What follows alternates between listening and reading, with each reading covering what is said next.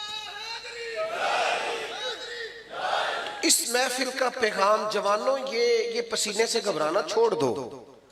ये अच्छा, मैं परेशान हो जाता हूँ। पहले डॉक्टर लोगों से कहते थे आराम करो, अब जो भी जाता है कहते हैं कोई काम करो। हाँ हाँ, कहते हैं कोई काम करो, सवेरे सैर किया करो, कोई सीढ़ियाँ चढ़ा करो, कोई तुम्हारा वजूद हल्का हो। सबसे मेरा एक दोस्त है लाहौर में, बड़ा प्यार है, बड़ा प्यार है, तो सेहत बहुत ज्यादा है, वजूद बहुत ज्यादा फूल गया है। तो कहते मैं डॉक्टर के पास गया, बड़ी ज्यादा फीस थी उसकी, तो मैंने उससे जाते ही कहा कि ये मेरा मसला है, सांस फूलता है, तबीयत खराब रहती है। तो कहते डॉक्टर मुझे कहने लगा वजन कम करो। कहते मैंने आख्या तो मैंने घर भी पता सी, हाँ वो पैसे किस चीज के दिए हैं, ये तो मुझे पता था घर में। मसला क्या है? तो कहते डॉक्टर साहब फिर मुझे कहने लगे घर पता सी तो फिर अमल करो। अमल करना दुनिया में सबसे मुश्किल, जद्दोजहद करें, अमल करें, अपनी जिंदगी अमल वाली बनाए, मेहनत, कोशिश, हिम्मत, ताकत। मेरी वालदा साहबा को घर में 7 बहनें और 3 उनकी बहुएं। वो जी आप छोड़ दें काम, अब हम करते हैं। तो मेरी अम्मा जी कहती ना भाई, अद्यो है, मैं अपना काम है वाला, मैं आप करना है। तो एक दिन घर वालों ने उनसे कहा कि क्या आपको काम पसंद नहीं आता? कहने लगी नहीं, मेरा फलसफा ये है कि जो बैठ गया फिर वो बैठ ही गया। जब तक जिंदगी है बंदे को बैठना, हिम्मत करे। आज की इस बज़म का पैगाम यह है कि अपने अंदर ताकत। इकबाल के बेटे ने खत लिखा था इकबाल को, कहा था मैं किसी से थोड़े पैसे उधार ले लूं। तो इकबाल ने जवाब लिखा, कहने लगे दियारे इश्क में अपना मकाम पैदा कर, तू नया जमाना नए सुबह शाम पैदा कर। और तू कहता मैं किसी का सहारा लेके आगे जाऊं? दियार इश्क में अपना मकाम पैदा कर, मिल्लत के जवान बाहिम्मत बन, छोड़ दे अमीरों की तरफ देखना, अमीर रिश्तेदारों की तरफ देखना। तू निकल मैदान में। जो मैदान में निकलता मेरा रब उसकी मदद फरमाता है, अल्लाह उसे अता करता है। तू रब करीम से मांग, वो इतना देगा कि गरीबी का दुख निकल जाए। इकबाल कहने लगे दियार इश्क में अपना मकाम पैदा कर, तू नया जमाना और नए सुबह शाम पैदा कर। पुत्र मेरा तरीक अमीरी नहीं फकीरी है, खुदी ना बेच गरीबी में नाम पैदा कर। तू गरीबी में नाम पैदा कर, गरीबी में नाम पैदा कर। जो आयत मैंने पढ़ी उसको भी थोड़ा समझ लें। कुछ चीजें शरीयत में दर्जा रखती हैं, कुछ मुबाह है सिर्फ जायज, कुछ मुस्तहब है कर लो सवाब है, ना करो तो गुनाह नहीं, कुछ सुन्नत है, फिर सुन्नत में दर्जात हैं, कुछ सुनन ज़वायदा है, कुछ मुअक्कदा है, उनकी आगे अक़साम है। कुछ चीजें वाजिब हैं और सबसे बड़ा दर्जा है फर्ज का। आपकी तवज्जो है मेरी बात पर? सबसे बड़ा फर्ज, फराइज, फर्ज ऐन। अल्लाह ताला ने कुरान मजीद में फरमाया कुल ला असअलुकुम अलैहि अजरा, महबूब गुलामों से फरमा दे मैं तबलीग दीन पर तुमसे कोई अजर नहीं मांगता, इल्लल मवद्दत फिल कुर्बा, बस मेरे अजान सुनिए।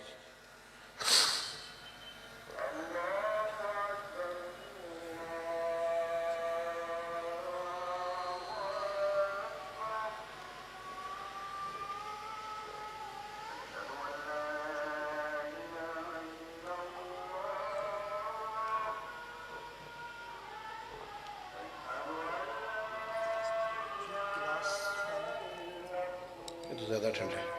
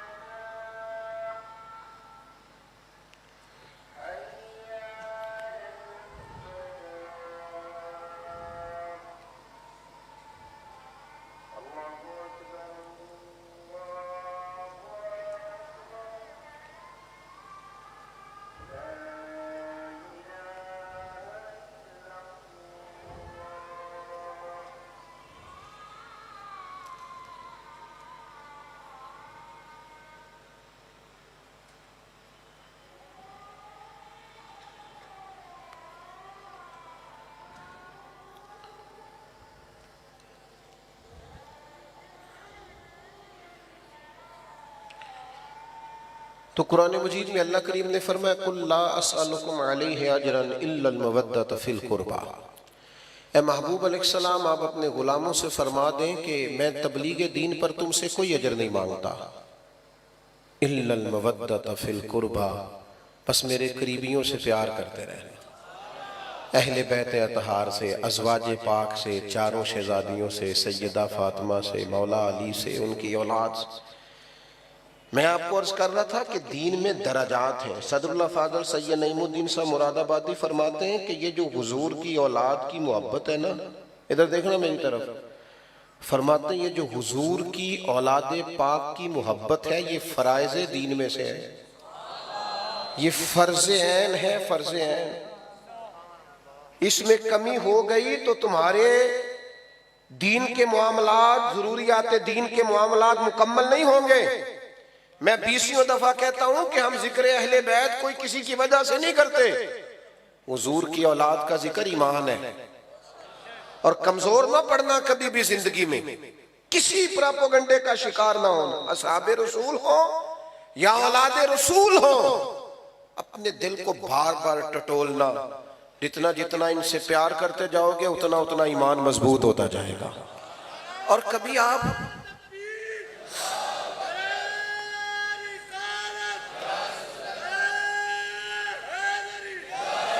कभी हुजूर का वो समझाना देखे ना, सरकार का वो समझाना देखे ना, हुजूर ने किस तरह, जो बहुत बाशऊर आदमी है ना, जो चाहता है ना मैं बड़े अकले दलाइल से समझना चाहता हूं, मैं शऊरी बात समझना चाहता हूं, वो भी हुजूर के इस फरमान पर कभी गौर करे ना, तो वो सारी बातें जिनके पीछे फलसफा, हिकमत, दानाई समझाई जा सकती है, वो 2 जुमलों में हुजूर ने सारी बातें समेट दी। अल्लाह के महबूब अलैहिस्सलाम फरमाने लगे अल्लाह से मोहब्बत करो क्योंकि वो तुम्हें रिस्क देता है, और मुझसे मोहब्बत करो क्योंकि मैं उसका रसूल बन के आया हूं। और फरमाया मेरे अहले बैत से प्यार करो क्योंकि वो मेरी औलाद है। हमारे जो असातिज़ा की औलादें होती हैं ना, हम उनका भी एहतराम करते हैं, मशाइख के बच्चों का भी एहतराम करते हैं। इमाम आज़म अबू हनीफा शागिर्दों के साथ एक जगह बाग में बैठे थे, कुछ दरसी काम हो रहा था, तो बच्चा को खेल रहा था, वो बार बार बाग में आता, इमाम साहब बार बार खड़े हो जाते, बार बार। कई बार ऐसा हुआ, बूढ़े आदमी थे, उठना बैठना, तो एक शख्स ने कहा हुजूर बस भी करें, ये बच्चा है पता नहीं कितनी दफा आएगा। तो इमाम साहब बड़ी संजीदगी से, चेहरे पर काफी कैफियत बन गई, फरमाने लगे 100 दफा भी आया तो मैं खड़ा हूंगा। हुजूर क्यों? फरमाने लगे मेरे उस्ताद जी का पोता है, ते असला नाल जे नेकी करिए ते ओ नस्ला ताक नहीं भुलदे। हाँ, असला नाल जे नेकी करिए ते ओ हम तो असातिज़ा और मशाइख के बच्चों के नामों पर नजरें झुकाने वाले हैं। ये तो रसूल पाक की औलाद है, ये तो नबी पाक का खानदान है। कभी भी कमजोर ना पड़ना, ये मोहब्बत फराइज दीन में से। आजकल चूंकि हर चीज बहस के नाम हो गई है और हर चीज पर अब बहस होती है, चलो उलमा कभी यह के हक के लिए कर भी ले, लेकिन अवाम हर वक्त ही बहस करती है। खुदारा प्यार करना, मोहब्बत करना, दर्द से 9-10 मुहर्रम को ना रोजा रखें और कुरान मजीद की खुद तिलावत करें, जितना खुद पढ़ सकते हैं ना। ये आजकल ये भी बड़ा मसला है, इसाले सवाब के लिए किसी से लेना मना नहीं, लेकिन यार तू खुद भी तो कुछ पारा पढ़ना, कि सारा दूसरों से ही तूने मुतालबा करना। जितना पढ़ सकते हैं खुद पढ़ें। हलाल, तैयब, पाकीज़ा पैसों में से लंगर शरीफ बनाएं, थोड़ा बना लें, सादा बना लें, लेकिन तैयब ताहिर नजर पेश करें। और अपने घर में इमाम हुसैन के नाम का जिक्र करें। अपने बच्चों को बिठा के, हुजूर ने हमारे जिम्मे लगाया है कि अपनी औलाद को मेरी औलाद की मोहब्बत सिखाओ। अपने घर वालों में बैठकर बज़्म सजाएं। जो उन्वान था उस पर भी 1-2 बात कर दूं, अगरचे मजमून मुकम्मल हो गया। हमारे दोस्तों ने अज़मत वालिदैन कॉन्फ्रेंस रखी है। इंसान की ना कुछ कमाइयाँ ऐसी होती हैं जो वो समझता है कि ये मेरी कुल जमा पूंजी है, यानी कुछ जगहों पे ना बंदा फुल इन्वेस्टमेंट कर देता है, सारी रकम वहीं लगा देता है, बाद में वो कहता है सारी यहाँ लग गई, ये मेरी कुल जमा पूंजी। ये जो औलाद होती है ना, ये बंदे की कुल जमा पूंजी होती है। यहाँ माल भी लगा होता है, और आप यकीन करें बच्चों पे लगा के माँ बाप कभी हिसाब भी नहीं करते। बच्चे बाद में करते हैं हिसाब, अब्बा जी तो परसों ही 5000 देता है, लेकिन अब्बा जी कभी साहब बच्चे कर लेते हैं किसी वक्त, कभी पछतावा नहीं होता बंदे को औलाद पर खर्च करके, कभी भी। बल्कि जिस दिन अब्बा ज्यादा खुश होता है उस दिन बच्चों के लिए तोहफे लेके जाता है, बच्चों के लिए। बाद में बच्चे ये काम नहीं करते, उनके फिर यार हो जाते हैं, दोस्त हो जाते हैं, फिर ठंडे इलाकों का सफर होता है, उनके अपने प्रोग्राम होते हैं। इंसान अपनी जिंदगी में सबसे ज्यादा, मैंने देखा है चढ़ती जवानी में भी वालिद कहता है यार ईद आ गई तो घर वालों से कहता है मेरे कपड़े नए ही हैं, हालांकि उसकी ख्वाहिशात है, कहता है बच्चों के ले लो। परदेश में 30-30 साल बाप चला जाता है, कंबल नहीं बदलते लोग, जो जाते ही खरीदा होता है वापस आने तक वही होता है। 30 साल हो गए कंबल नहीं बदला, और पीछे कई दफा घर मुरम्मत हुआ, वसी हुआ, नया बना। सबसे ज्यादा इन्वेस्टमेंट बंदा औलाद पे करता है। मुझे सच बताना, बंदे की अगर वो कमाई जाया हो जाए जिस पर उसने सबसे ज्यादा खर्च किया हो तो कितनी को तकलीफ होती है। आपकी तवज्जो है मेरी बात पर? तो अगर औलाद पर इंसान सबसे ज्यादा खर्च करे और औलाद ही नाफरमानी करे, कुरान मजीद ने कहा व बिल वालिदैन एहसाना, अपने वालिदैन के साथ एहसान करो। नबी पाक अलैहिस्सलाम से एक नौजवान ने पूछा था, या रसूलल्लाह मेरे अब्बा जी मुझसे पैसे मांगते हैं, हुक्म क्या है? सादा सा जवाब था, दे दे या ना दे, दो ही बातें। वालिद साहब पैसे मांगते हैं, क्या करूं? सादी सी बात थी ना, दे दे या ना दे। तो हुजूर ने जो जवाब दिया उसने सारा मजमून मुकम्मल कर दिया। महबूब फरमाने लगे तू भी अपने बाप का है, तेरे पैसे भी तेरे बाप के हैं। जब है ही उसी के तो ये तूने क्या कहा दूं या ना दूं? है ही उसी के, हर चीज ही उसी की है। हमारे यहाँ कुछ बच्चे ना वालिदैन के पास इस तरह जाते हैं रात को जिस तरह MBBS डॉक्टर नहीं वार्ड में जाता। अब्बा जी क्या हाल है, दवाई खाई थी, कुछ चीज तो नहीं चाहिए? तू डॉक्टर है, तू यहाँ हेड ऑफ द डिपार्टमेंट है, पता करने आया। वो इनके पास बैठ, इनके पैरों में बैठ, इन्हें वक्त दे। तुझे पता है नबी पाक अलैहिस्सलाम ने फरमाया जन्नत माँ के कदमों के नीचे। हुजूर ने फरमाया जिसका बाप राजी उसका अल्लाह राजी, जिसका बाप नाराज उसका रब नाराज। बुल्ले शाह तू आसमानी उड़दियां फड़ना, जेड़ा घर बैठा उन्हें फड़िया ही नहीं। ओ खुदा के बंदे तू इनकी रजा को पा जा, ये समझ ये क्या चाहते हैं। तू इस तरह पूछ रहा जैसे डॉक्टर पूछते हैं। आप अब्बा जी के फर्मा बरदार है? कहते बिल्कुल खर्चा देता हूं। तो खर्चा तो कोई बंदा गरीब समझ के भी दे देता है, खर्चा देना कमाल है। तू बता उन्हें अपनी जिंदगी में मकाम क्या देता है, उनसे मशवरा कितना लेता है, तेरी जिंदगी में उनका किरदार कितना, उनका हुक्म तू कितना मानता है, उनकी मर्जी के मुताबिक तू कितना चलता। अपने आप को ढालें, अपने आप को ढाले माँ बाप की मर्जी के मुताबिक। उनको देखें वो क्या चाहते हैं, उनको खुश करें। हल्की सी भी बंदा बात कर दे ना अब्बा जी को, हल्की सी, जो कि उनकी कुल इन्वेस्टमेंट औलाद होती है, तो बंदा इतना भी कह दे ना अब्बा जी अब आप भी समझदार हो जाए, दुनिया बदल गई है, तो अब्बा सारी रात सोता नहीं रो रो के पुत्र मैं ही नहीं सियाना, जिंदगी तेरे नाम कर दी। हल्की सी भी कभी माँ बाप के मामले में किसी किस्म की कमजोरी ना दिखाओ। और नौजवानों, आप जवान है तो आपका हौसला भी जवान होना चाहिए। और जो माँ बाप की झिड़की नहीं सह सका फिर उसने सहनी किसकी है?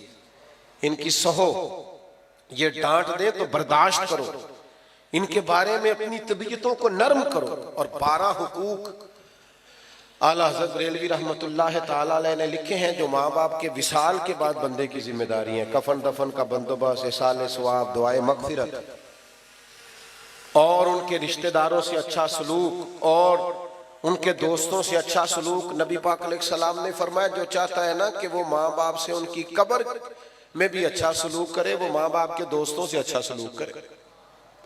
एक नौजवान ने अर्ज किया था या रसूलल्लाह अगर माँ बाप चले जाएं और कुछ पछतावा रह जाए, बहुत सारे लोगों को रह जाता है, यार पता होता इतनी जल्दी चले जाना है तो मैं ये करता। माँ बाप चले जाएं पछतावा रह जाए तो क्या हाल है? तो हुजूर फरमाने लगे उनके लिए दुआए मगफिरत कार, और इतनी कार उम्मीद है अल्लाह तुझे फरमा बरदारों में दर्ज फरमा देगा। अत-तरगीब व तरहीब में ये हदीस मौजूद है। मेरे भाई, माँ बाप के लिए अपने दिलों को नरम कर लें, तय कर लें कि कभी भी उनके सामने आंखें उठा के बात। और आपको यकीन से कहूँ, जिन लोगों को बंदा सबसे जल्दी राजी कर लेता है वो माँ बाप है। अम्मा को राजी करने में 1.5 मिनट लगता है। अब्बा जी चलो ज्यादा डांटे भी हो तो 5-6 मिनट ले लेते हैं, ज्यादा भी डांटे हो तो इससे ज्यादा। एक हमारे दोस्त है प्रोफेसर साहब हैं, बातें याद आ रही हैं वरना खत्म करने लगा था। वो कहते हैं मैं, वो प्रोफेसर है, कहते मेरे काफी सारे शागिर्द घर में भी नीचे ट्यूशन सेंटर बनाया, काफी सारे लोग जानते हैं और जुम्मा भी वो पढ़ाते हैं। कहते हैं हर जगह इज्जत थी। तो अब्बा जी ना जब भी आवाज बोल देते ओ काका इधर आए ना, कहते हैं मेरे शागिर्द खड़े होते तो बंदा मतलब थोड़ा सा हजरत साहब हो तो वो फिर हजरत साहब बन जाता है।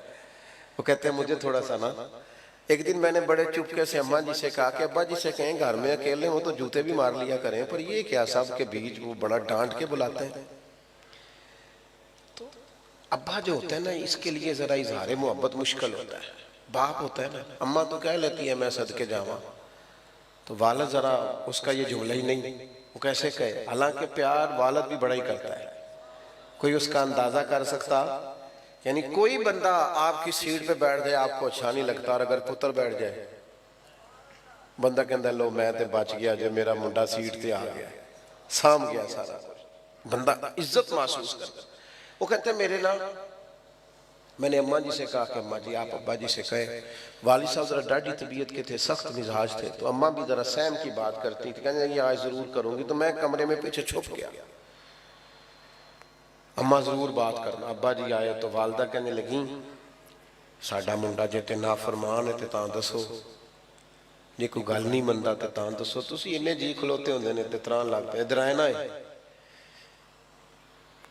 तो कहते हैं मैंने उस दिन देखा कि मेरे अब्बा को मुझसे सारी जिंदगी उन्होंने डांटा है, आज पता चला कितना प्यार है। अब्बा जी रो पड़े, कहने लगे कर्मा लिए ते मसीते जाना तां दे दुआले रश हुंदा जुम्मा पढ़ाना है, घर होना ते शागिर्द दे दुआले, मैं थोड़ा जिहा तां तराना मेरे पुत्र नूं किले नजर ही ना लग जाए, किधरे नूं नजर ना लग जाए।